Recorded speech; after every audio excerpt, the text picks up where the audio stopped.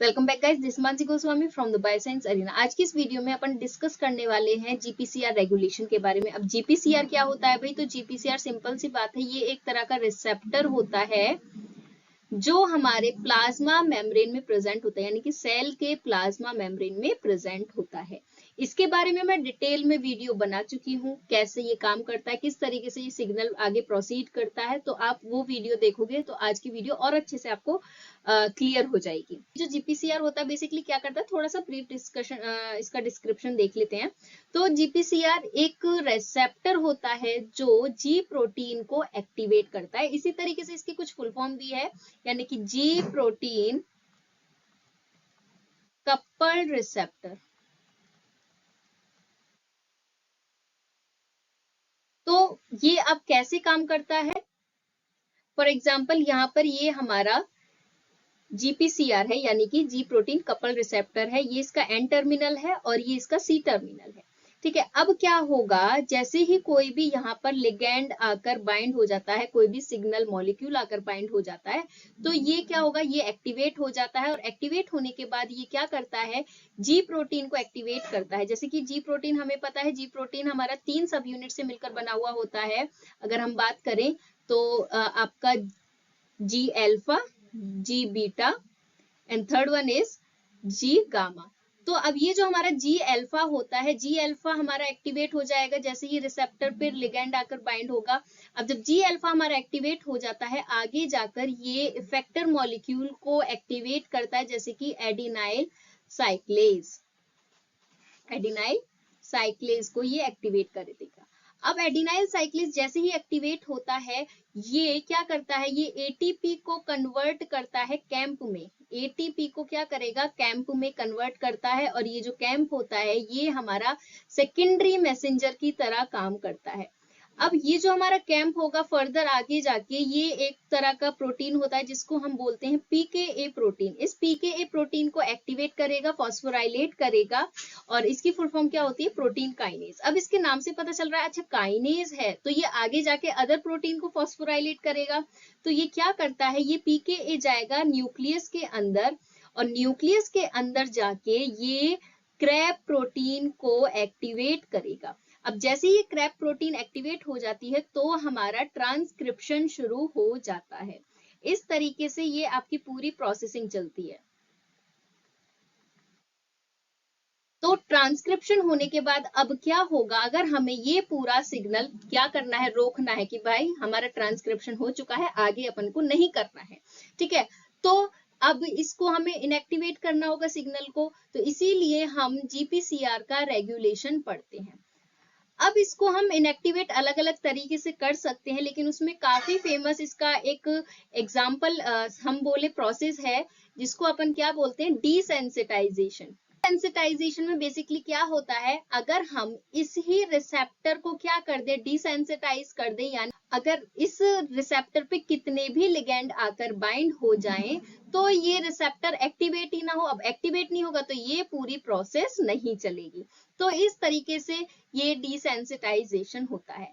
तो रिसेप्टर को डिसेंसिटाइज कराने के लिए, इनएक्टिव कराने के लिए यहाँ पर एक बड़ा मस्त सा प्रोटीन आता है जिसका नाम है जीआरके प्रोटीन।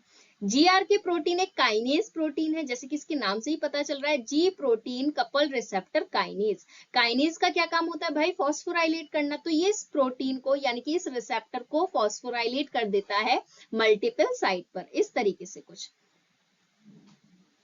ठीक, अब क्या होगा, अब जैसे ही फॉस्फोराइलेट कर देगा तो यहाँ पर एक और प्रोटीन होता है, वो एक्टिवेट हो जाएगा। और वो प्रोटीन क्या करेगा, यहाँ पर आकर अटैच हो जाएगा।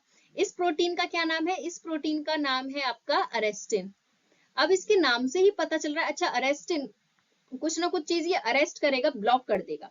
ठीक है, तो अब ये वाली जो साइट होती है ना, यहाँ पर ही आकर आपका जी अल्फा प्रोटीन आता है और अपने आप को एक्टिवेट करता है और फिर आगे की प्रोसेस को कंटिन्यू करता है। लेकिन अब जब यहाँ पर ही ये जो जगह है, इस लूप को ही हमने ब्लॉक कर दिया, तो अब इस केस में क्या होगा, आपका जी अल्फा प्रोटीन आगे बढ़ ही नहीं पाएगा, यानी कि यहाँ पर ही अटैच ही नहीं हो पाएगा, तो आपकी आगे की प्रोसेसिंग नहीं हो पाएगी। अब कुछ इस तरीके से हमें ये रिसेप्टर दिखेगा। यहाँ पर हमारा ये फॉस्फोराइलेटेड एरिया है और यहाँ पर इस तरीके से हमारा अरेस्टिन प्रोटीन आकर बाइंड हो गया है। अब ये रिसेप्टर का तो अभी अब कुछ काम नहीं है, तो अब इसका क्या होगा, आगे जाके इसको इन्वेजिनेट किया जाएगा। इन्वेजिनेट का क्या मतलब है, ये जो हमारी प्लाज्मा मेम्ब्रेन होती है अंदर की तरफ इस तरीके से अपने आप को इन्वेजिनेट कर लेगी,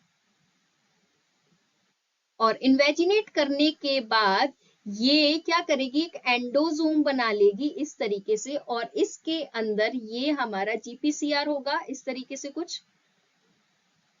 और इसके पास और क्या क्या चीज है, इसके पास था हमारा जीआरके प्रोटीन, और इसी से क्या अटैच था हमारा, इसी से हमारा अटैच था क्या, अरेस्टिन।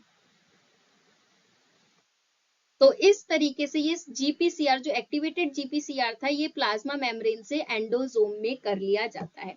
अब क्या होता है, ये जो इन्वेजिनेशन होता है ये भी एक तरह का आपका प्रोटीन कराता है। उस प्रोटीन का क्या नाम है आपको पता होगा, आपने सुना भी होगा, क्लैथरीन। तो ये जो क्लैथरीन प्रोटीन होता है ये इन्वेजिनेशन में मदद कराता है। आई होप आपको ये बात समझ में आ गई होगी। अब उसके बाद क्या होगा भाई, ये जीपीसीआर का क्या करा जाएगा, तो इसके साथ दो काम हो सकते हैं।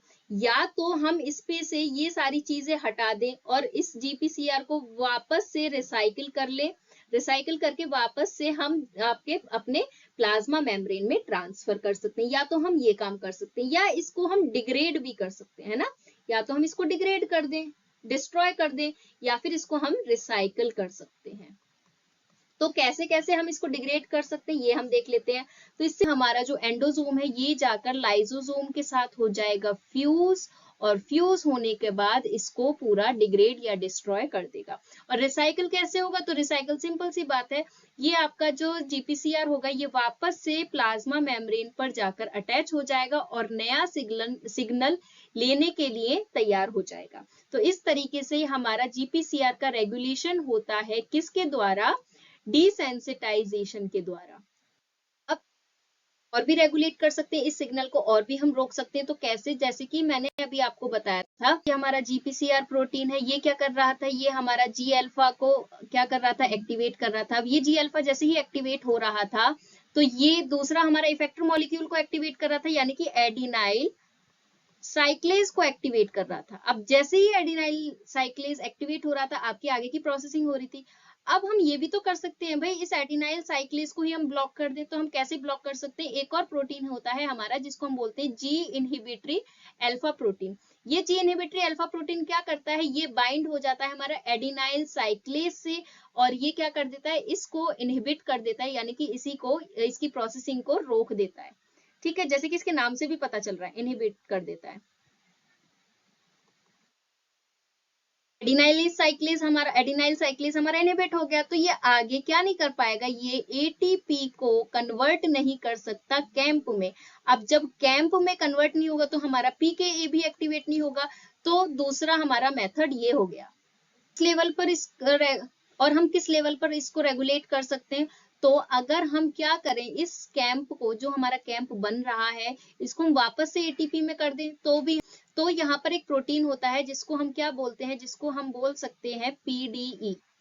पीडीई प्रोटीन होता है, यानी कि फॉस्फोडाइस्टरेज। ये क्या करता है, ये कैंप का डिसाइक्लिलाइजेशन कर देता है, यानी कि कैंप को वापस से एटीपी में कन्वर्ट कर देता है, जिसकी वजह से आगे की प्रोसेसिंग आपकी इनहिबिट हो जाती है। तो तीसरा प्रोसेस हमारा ये हो गया। और फोर्थ पॉइंट क्या हो सकता है, ये जो हमारा जी अल्फा प्रोटीन होता है, जैसे कि हमें पता है जब ये इनएक्टिव फॉर्म में होता है तो ये किससे अटैच होता है, ये जीडीपी से अटैच होता है। जब हमारा जीपीसीआर एक्टिवेट होता है तो उस दौरान क्या होता है, इस जीडीपी को हटाकर यहाँ पर क्या ला दिया जाता है, यहाँ पर जीटीपी आ जाता है ना, फिर एक्टिवेट हो जाता है। तो हम यहाँ पर ऐसा भी तो कर सकते हैं भाई, इस जीटीपी को वापस से जीडीपी में कन्वर्ट कर दें, तो हमारा जी अल्फा प्रोटीन क्या हो जाएगा, फिर से इनएक्टिवेट हो जाएगा। और इनएक्टिवेट होने के बाद क्या हो जाएगा, ये आपका आगे प्रोसेसिंग नहीं कर सकता, यानी कि एडिनाइल साइक्लेज को ये क्या एक्टिवेट नहीं कर सकता। तो ये हमारा फोर्थ स्टेप है जहां पर हम इसको रेगुलेट कर सकते हैं, इसको हम इस प्रोसेसिंग को इनहिबिट कर सकते हैं। तो इस तरीके से हमने 4 स्टेप पढ़े जहां पर हम अलग अलग तरीके से इस जीपीसीआर को रेगुलेट कर सकते हैं। पहला हमने क्या पढ़ा भाई, तो हमने पहला पढ़ा डिसेंसिटाइज कर देना। सेंसिटाइजेशन हम किसका कर रहे थे, GPCR रिसेप्टर का ही कर रहे थे।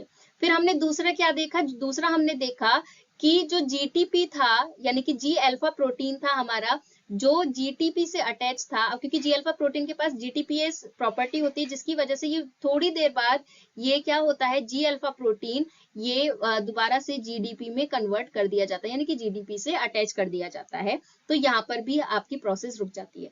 तीसरा हमने क्या देखा कि हम एडिनाइल साइक्लेज को ही हम इनहिबिट कर रहे थे, किसकी मदद से कर रहे थे, जी इनहिबिटरी प्रोटीन की मदद से कर रहे थे। ठीक है, जी इनहिबिटरी अल्फा प्रोटीन की मदद से हम एडिनाइल साइक्लेज को ही इनहिबिट कर रहे थे, जिसकी वजह से आगे आपकी प्रोसेसिंग नहीं हो पा रही थी, यानी कि कैंप नहीं बन रहा था।